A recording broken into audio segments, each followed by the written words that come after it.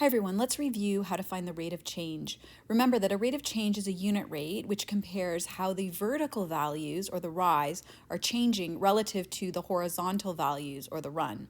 A rate of change is calculated using the formula rate of change is equal to the rise divided by the run.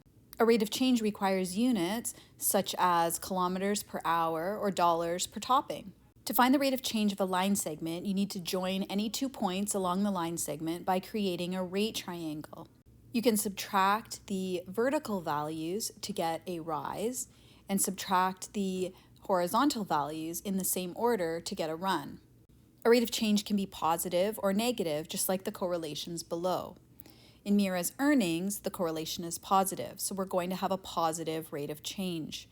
We need to draw a rate triangle from any 2 known points, and then we will calculate the rise and the run, and then we will use the formula to do the rise divided by the run to get our rate of change. In our second example, for a hot air balloon, we have a negative correlation.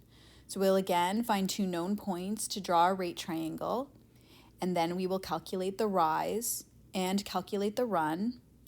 And then we will use our formula, rate of change equals rise over run. We will do the rise divided by the run to get the rate of change. Notice that the rate of change is negative when there's a negative correlation.